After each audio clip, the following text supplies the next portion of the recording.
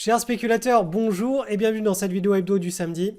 Cette semaine, on commence à avoir les confirmations de ce que l'on présupposait la semaine précédente, à savoir on s'attendait à ce que l'on ait une reprise sur le Bitcoin, une reprise sur le XRP, on avait déjà le signal mais il n'était pas encore validé. Et donc vous allez voir que là, ça y est, on peut se détendre un petit peu et en principe on devrait pouvoir se laisser surfer tranquillement au cours des prochaines semaines et vous verrez vers quoi tout cela nous mène et c'est très positif de mon point de vue pour l'année 2024 sur les cryptos et idem sur les actions. Je vais vous présenter à la fin de cette vidéo un cas pratique, le type de cas pratique que l'on suivra dans mon école de bourse cette année parce que je vous rappelle que dans 10 jours, dans une dizaine de jours, le forum va ouvrir, les cours hebdomadaires vont commencer, le suivi des marchés, screening des marchés hebdomadaires, prise de position, etc. Ça va être commenté en live chaque semaine dans mon école de bourse pendant une semaine. Et donc là, je vais vous donner un petit avant-goût de ce qui va se passer. Donc pour tous les élèves, vous verrez un petit peu le genre d'opportunité que l'on va essayer de saisir au fil des semaines pendant un an. Et puis pour tous ceux qui ne sont pas dans l'école, vous verrez de l'extérieur à quoi ressemble le type d'opportunité que l'on doit saisir. Enfin, de mon point de vue, si on ne s'intéresse pas à ce type d'opportunité quand on veut faire de la spéculation, ça sert à rien de faire de la spéculation. Voilà, je connais très peu des traders, de scalpers qui sont encore en vie avec des comptes de trading qui sont encore capitalisés, ce qui n'est absolument pas le cas des investisseurs long terme, des spéculateurs moyen terme, moyen long terme ou des spéculateurs qui ont des approches qui sont saines, qui respectent le rythme biologique de l'homme, c'est-à-dire une routine de 15 à 30 minutes par soir, on suit des tendances de fond de quelques jours à plusieurs mois et certainement pas des allers-retours dans tous les sens à tirer sur tout ce qui bouge. Il faut vraiment se caler sur des grandes vagues de fond, sur des grands cycles et ensuite on peut commencer à s'amuser, à se faire plaisir. Mais si tout ça n'est pas intégré, franchement, voilà, la spéculation, faites-en, mais en mode bourse casino, il n'y a pas de mal à ça. Certains adorent aller se faire plaisir au casino. Il faut juste accepter que quand on n'a pas tout ce type d'écosystème en place, on est en bourse casino, on est en mode pari sportif et on est là pour s'amuser et perdre de l'argent, mais pour s'amuser quand même. Donc ça coûte cher, ça coûte beaucoup plus cher que je pense d'aller au cinéma ou de se faire plaisir dans une activité sportive et physique. Mais il faut juste avoir les yeux en face des trous. Donc bref, je m'arrête là, c'est parti pour cette vidéo. Analyse du Bitcoin. Donc eh bien la semaine dernière, on était sur la logique de on prépare un rebond avec une structure ici en hebdomadaire. Vous voyez, on avait pas mal de séances sur la zone de support. On attendait une cassure, notamment sur du journalier, pour confirmer la structure de retournement qui permet de faire du ping-pong, de partir du bas et d'aller vers le haut pour continuer à construire cette belle figure qui est tracée depuis des mois et des mois avec ces beaux traits verts qui serait une grande tasse avec une anse par la suite. Et donc là, cette semaine, on est en hausse. Donc on va aller analyser ce qui s'est passé sur du journalier. Allez hop, on descend d'une unité de temps pour faire le zoom. Et là, on voit ce qui se passe. On a une belle épaule, tête, épaule. On a eu le break ici, le signal comme quoi on avait une vraie structure de retournement. On attend qu'on ait une deuxième clôture au-dessus du pivot pour valider ce signal. Hop, c'est le cas ici, c'est le cas hier, c'est le cas vendredi. Donc là, ça y est, en principe, on est parti sur un séquençage de rebond. Donc je vais pouvoir, hop, retirer ceci et cela. Et le séquençage du rebond, du point de vue du chartisme pur, on prend simplement l'amplitude de l'épaule tête-épaule inversée, de cette structure de retournement, et on la reporte au-dessus, ce que j'ai fait en violet, et ça nous donne une zone d'objectif à très court terme, et elle coïncide plus ou moins avec la zone de pivot, du grand pivot, qui, je vous le rappelle, et ce qui va être déterminant pour la suite de l'année 2024 et le nouveau bull market, à savoir il faut qu'on aille chercher cette zone-là, qu'on contracte la volatilité en dessous de cette zone-là, en dessous de ce pivot, et ensuite qu'on casse. Donc très probablement là aussi, fin d'année 2023, début d'année 2024. Mais ce qui se passe là, cette semaine, c'est très bon, ça sent bon, c'est bien. On reste dans cette logique, dans cette structure d'une première consolidation sur un nouveau grand cycle de hausse sur le Bitcoin. Donc, moi, je reste toujours optimiste sur cette classe d'actifs pour l'année 2024 notamment. Allez, petit point rapide sur le XRP. Je rappelle très brièvement l'image mentale que je partage avec vous depuis plusieurs mois sur de mon point de vue, sur ce potentiel accident positif de richesse. On est dans un beau triangle, on est en train de faire un bas vers le haut du triangle. Et éventuellement, si on casse le haut de ce triangle, on aura un run qui sera absolument hors du commun sur cette classe d'actifs. Donc ça, c'est le pari que je suis en train de suivre et commenter avec vous semaine après semaine. Donc vous voyez que là, on a fait un double creux, on a cassé le double creux, on est venu rechercher cette zone-là. Et depuis cette zone-là, on devrait ensuite enfin aller chercher le haut du triangle. On est vraiment sur un timing qui me semble être très favorable pour ce type de pari. Donc on va passer sur l'unité de temps hebdomadaire. Donc la semaine dernière, je vous l'ai expliqué, on avait ici là, boum, cette petite structure ici de retournement qui s'était mis en place avec une première cassure, on va le voir en journalier, qui méritait d'être confirmée par la suite. Et bien devinez quoi, elle a été confirmée cette semaine, même si on ne le voit pas ici sur l'hebdomadaire parce qu'on reste toujours sur des niveaux qui sont proches. Vous allez voir que sur du journalier, ça a été confirmé. Donc j'essaie d'ajuster ça comme ça la semaine prochaine, ce sera beaucoup plus clair. Et je vais vous mettre une petite flèche, elle est déjà là la petite flèche. Donc maintenant, on va faire un zoom sur cette histoire-là. On est en hebdomadaire, on va passer en journalier. Et rappelez-vous, la semaine dernière, on était ici. Je vous avais expliqué qu'on avait cette structure de retournement avec ici la poussée et qu'il il nous fallait derrière une autre poussée avec une clôture au-dessus pour valider cette structure de retournement. Et bien hop, on l'a eu ici, puis à nouveau ici. Donc là, ça y est, on peut, au sens de l'analyse graphique, on peut se dire, ça y est, on a véritablement un signal de top départ ici, de cette structure de retournement. On a une inversion d'épaule. Et là, on va pouvoir aller chercher beaucoup plus vers le nord. En principe, la route du sud est terminée pour le moment.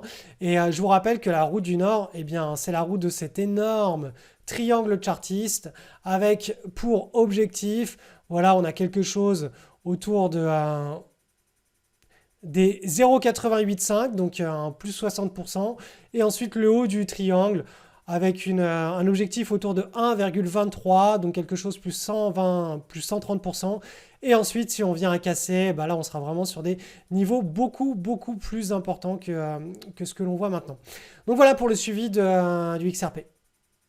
Petit rappel à tous les élèves qui ont rejoint l'école, dans une dizaine de jours, on va ouvrir le forum, il y aura le premier live, le début des cours au rythme hebdomadaire vont commencer. On va commencer à faire le suivi des marchés avec le screening, les opportunités. Donc c'est là où tout va vraiment, les choses sérieuses vont commencer. Donc une petite dizaine de jours. Et puis, si vous avez loupé les inscriptions et que vous voulez être informé si une place se libère d'ici cette dizaine de jours, inscrivez-vous sur la liste d'attente. Le lien est en liste et juste en dessous de cette vidéo.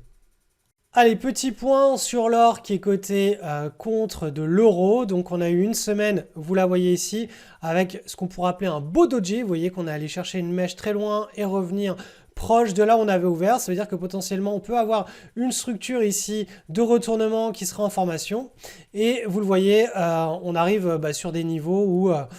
on a potentiellement des supports là qui arrivent. Donc cette zone-là, ça va être une zone de support. Donc si on continue à dévisser au cours des prochaines semaines, on va arriver sur une zone de support. Et là, on pourra avoir une structure de retournement qui pourrait se mettre en place en hebdomadaire au cours de plusieurs semaines. Donc ça va être la logique à suivre. Et si là, tout simplement, on a stoppé véritablement la baisse, on sera davantage dans ce que je vous avais tracé la semaine d'avant, donc en bleu, un rebond qui irait directement vers le haut de ce grand triangle.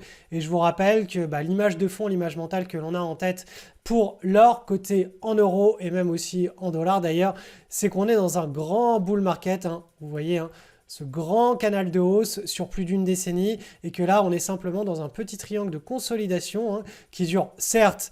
Les cycles sur l'or sont longs, qui durent certes depuis mars 2022, mais qui est de très belle qualité, de très bonne facture. On voit bien que la volatilité est en train de se tasser et qu'on arrive à la fin d'une structure. Donc très probablement, deuxième trimestre de l'année 2024, on pourra assister à un break par le haut si tout continue dans la logique de ce bull market.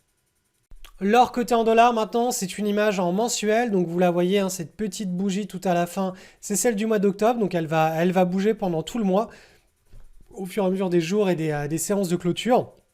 Et vous voyez, le plus important, c'est d'avoir cette image mentale qu'on est dans une belle et longue structure en tasse et potentiellement une anse et qu'on serait là sur la dernière partie de cette consolidation et avec une volatilité qui baisse et une petite partie ping-pong entre des niveaux à peu près là où on se situe, vers le haut, puis bas, puis haut, puis bas, puis haut, avec une volatilité, donc une partie de ping-pong qui se resserre entre les joueurs. Donc là, on peut aller analyser la bougie ici, hein, enfin à court terme, ce qui est en train de se passer. Je vais descendre sur l'unité de temps inférieure en hebdomadaire et on voit ici que cette semaine, on est arrivé, on a tutoyé cette zone de support avec là aussi une potentielle structure de retournement. Donc là, il va falloir qu'on suive au cours des semaines qui suivent si le support tient, si on a cette petite structure de retournement avec un pivot qui est cassé par le haut.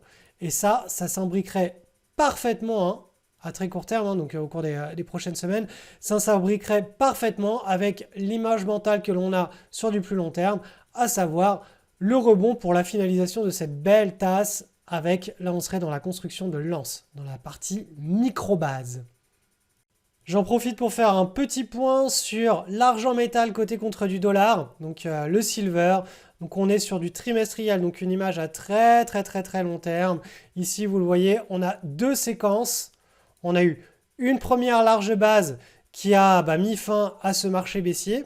Donc on s'est affranchi de cette large base pendant l'année 2020. Et là, on est en train de construire la première marche d'escalier d'un potentiel nouveau bull market qui pourrait être assez significatif sur le silver. Alors, moi, de mon point de vue, on a quand même un peu de temps sur le silver. Là, ça devrait quand même prendre quelques trimestres, probablement l'année 2024, avant qu'on mature cette belle tasse et anse, ou certains appelleront ça un triangle. Donc voilà, vous voyez déjà où on en est dans le cycle, potentiellement on est sur la première consolidation d'un nouveau grand bull market sur le silver. Je vais descendre d'une unité de temps en mensuel pour qu'on analyse donc cette structure là qui est en train de se mettre en place. Donc là vous la voyez, on aurait donc cette tasse avec potentiellement cette anse en formation. Donc on est allé chercher déjà un premier creux ici. Là on sera en train de réaliser le deuxième creux, puis après le break de volat et après le breakout. Ça, ce serait le scénario le plus évident de mon point de vue au vu du nouveau cycle de hausse qui est en train de se mettre sur l'argent métal. Depuis qu'on a breaké ici par le haut en juillet 2020, on est dans une séquence de nouveaux bull market sur le silver. Ce n'est pas une crypto, ça prend énormément de temps. Vous voyez qu'on est sur des unités de temps en mensuel, voire en trimestriel. Mais voilà, l'image à garder à l'esprit sur le silver, c'est pendant encore quelques mois, voire quelques trimestres, on est potentiellement dans un marché en range, dans une partie de ping-pong avec une baisse de la volatilité. Mais le mouvement de fond est celui d'un mouvement de grand cycle de marché haussier. Et si on venait à casser par le haut, que ce soit prématurément ou même de manière un petit peu plus lointaine, ce serait vraiment le signal d'une verticalisation du momentum, une prise d'élan pour se lancer dans ce puissant bull market qui pourrait nous attendre sur le silver. Et ce sera marrant de voir ça rétrospectivement dans 5 ou 10 ans si je continue à faire des vidéos sur YouTube, ce qui m'étonnerait fortement. Mais voilà, on ne sait jamais. Analyse du SP500 avec une nouvelle semaine de pause. On est toujours sur ce support. Donc la semaine passée, on était en train de consolider. À nouveau, on consolide. Donc là, on va aller voir tout simplement sur l'unité de temps inférieure, sur du journalier pour voir la structure ici qui est en train de se mettre en place. Potentiellement une structure de retournement qui permettrait un rebond vers le pivot ici, et je vous rappelle le schéma à long terme, le scénario, l'image mentale que l'on a à long terme, c'est le nouveau bull market. Donc on serait dans une belle fin de consolidation de cette grande tasse avec ici l'anse. Donc cette anse devrait se produire avec une baisse de la volatilité, une partie de ping-pong et enfin éventuellement un breakout et une nouvelle grosse vague impulsive sur les indices boursiers mondiaux, donc notamment le SP500. Donc pour faire le petit zoom sur les 2 semaines actuelles au niveau du support, je passe sur du journalier. Et je vous rappelle, la semaine précédente, je vous avais tracé ce pivot. On peut le réajuster. Voilà, je vais vous le mettre en gras. Et lui, il va être déterminant à très court terme, puisque à partir du moment où on va le travailler une deuxième fois consolider et le casser, on aura une séquence de rebond. Et quand on regarde donc en journalier sur cette unité de temps-là, on voit qu'on est dans un espèce de canal haussier qu'on peut plus ou moins réajuster. L'idée, c'est surtout d'avoir la logique, on va dire la vélocité du momentum. Vous voyez que là, on arrive vers le bas. Donc, cette petite structure ici de retournement pourrait prendre la forme d'une épaule tête, donc on sera en train de former la tête, une deuxième épaule, consolidation là sur le pivot et le breakout, ou tout simplement un double creux. Donc ça voudrait dire que si on a un double creux, on vient rechercher à peu près sur les mêmes niveaux, rebondir et casser. Donc voilà, je ne sais pas du tout quelle forme cette structure de retournement pourrait prendre, quelle allure elle pourrait prendre, mais pour le moment en tout cas, on est dans cette image mentale on est sur le grand support, sur quelque chose d'assez significatif à moyen terme. Et on est dans une logique de petit range. Donc là, je pense que d'ici la fin de l'année, on sera davantage dans une structure de rebond vers le haut de ce triangle, plutôt qu'une grosse déconfiture. Ça pourrait arriver, mais j'ai du mal à le voir. Il faudrait qu'on casse ce support-là, qu'on casse très très fort et qu'il y ait des grosses news macroéconomiques qui viennent envenimer la chose et qui amènent les indices boursiers à une grosse dégringolade de l'ordre de moins 10 à moins 15%. Pour moi, c'est pas du tout l'image mentale que j'ai en tête. C'est pas le scénario que je privilégie pour le moment, en tout cas tant que ce support tient. Donc sur le Nasdaq, indice des valeurs technologiques qui est, je le rappelle, beaucoup plus volatile que le SP500, la logique est la même. On arrive autour des plus hauts historiques, donc là, très probablement, la consolidation devrait durer quelques semaines à quelques mois. Et donc, cette consolidation, c'est celle que l'on est en train d'analyser en ce moment. La semaine passée, on était sur le support avec un doji en hebdomadaire. Cette semaine, on est en train d'effectuer une structure de rebond qui devrait nous permettre de continuer la maturation de ce beau petit triangle qui arriverait dans la logique d'une énorme tasse. Et là, on serait en train de construire l'anse avant d'éventuellement avoir le breakout par le haut et la continuation, la nouvelle grande vague d'impulsion du nouveau bull market. Donc là, l'idée, c'est pareil. On va essayer d'aller analyser ça de plus près, de faire un petit zoom. On va passer sur du journalier. Hop. Et là, cette structure, on voit qu'elle est assez propre puisqu'on a le pivot ici qui est clairement défini et qui, lui, pour le coup, contrairement au SP500, a déjà été cassé.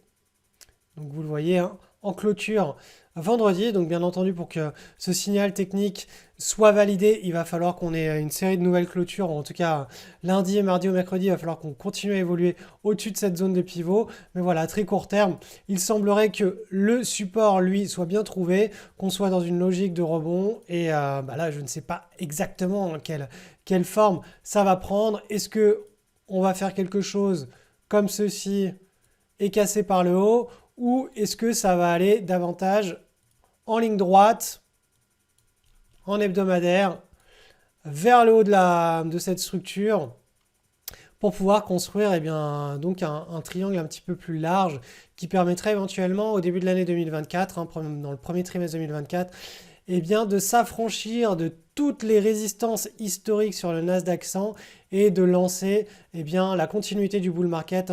Je vous rappelle en mensuel, l'image mentale sur le Nasdaq. Et celle-ci, c'est la continuation de ce grand et long bull market. Et là, on serait tout simplement dans une petite consolidation tout en haut là. Voilà, premier trimestre 2024, on pourra avoir donc cette rupture et un mouvement très très directionnel. Cette analyse va à contre-courant d'absolument tout ce qui se dit du point de vue de la macroéconomie. Je vous rappelle qu'on est dans un scénario ultra catastrophiste et ça, je l'ai déjà vu. En fait, c'est pas compliqué. À chaque fois qu'il y a une consolidation de marché, c'est exactement la même histoire qui se répète. Donc, pendant cette consolidation-là, celle-là a été très longue. Je me rappelle, elle était très peu volatile, celle-ci, pendant l'année 2015.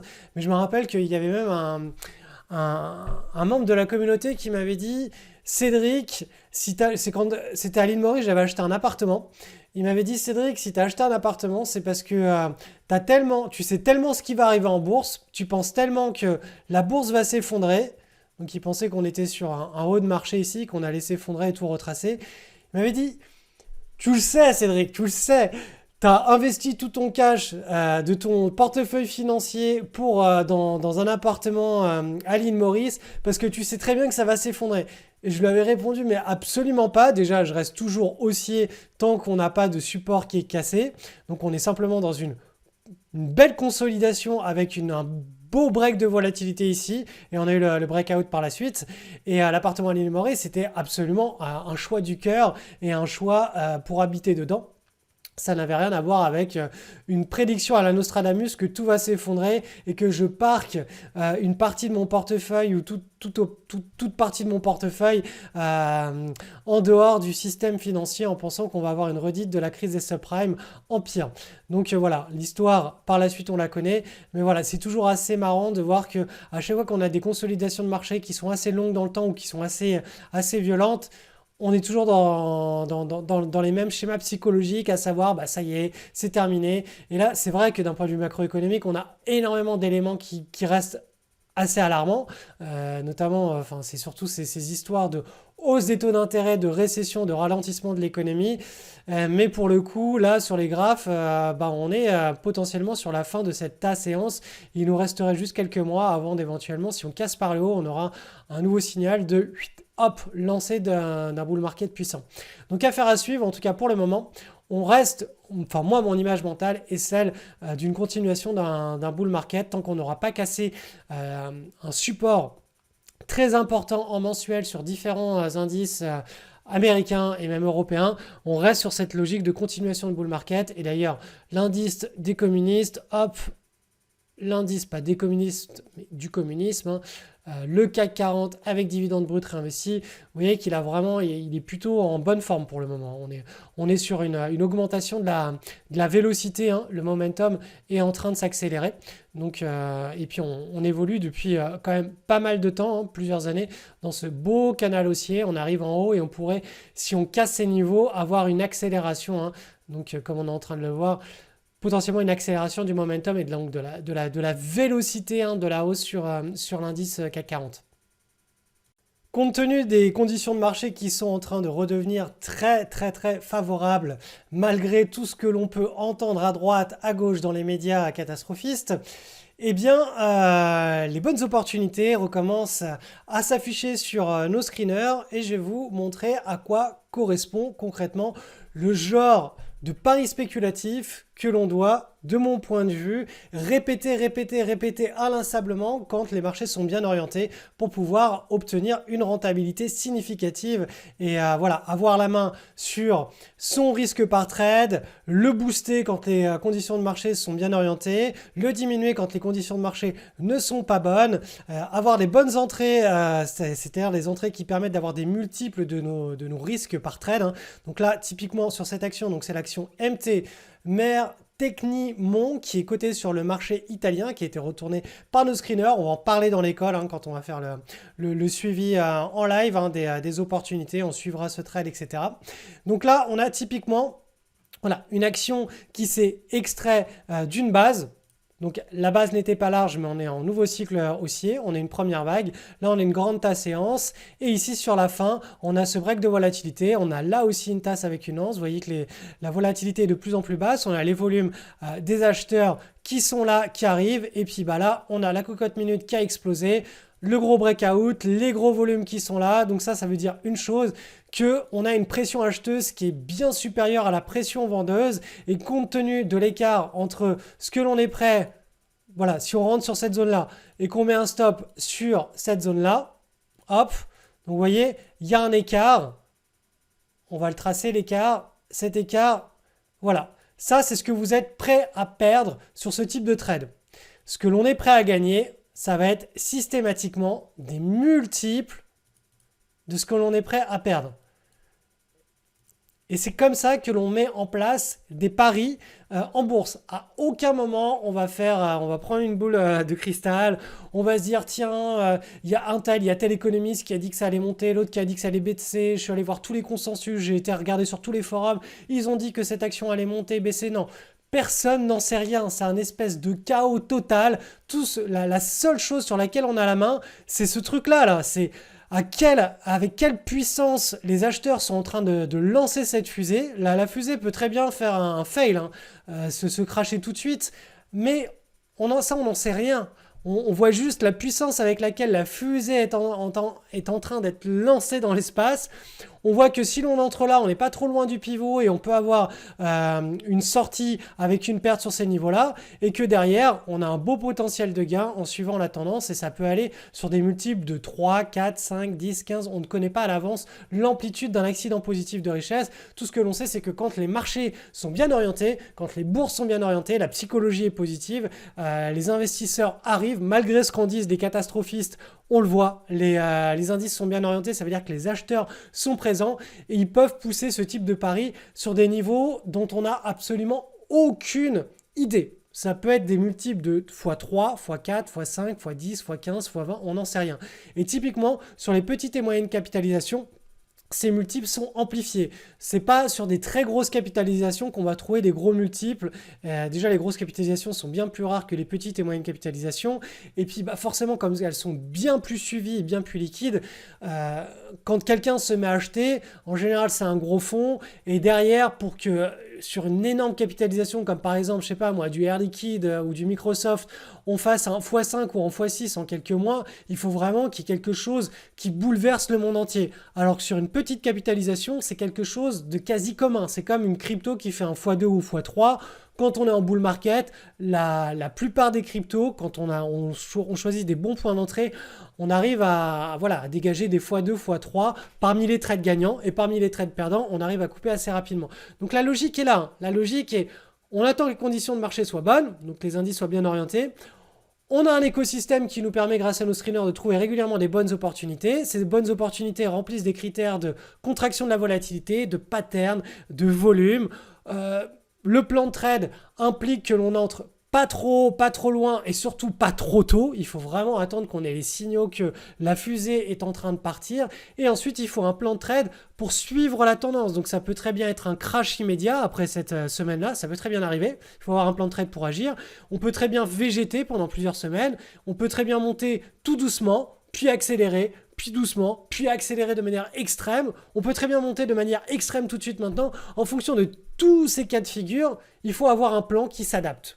Et le plan de trading va pouvoir être adaptatif et coller la psychologie des foules sur cette action et d'ailleurs sur chacun des paris que vous allez mettre en place.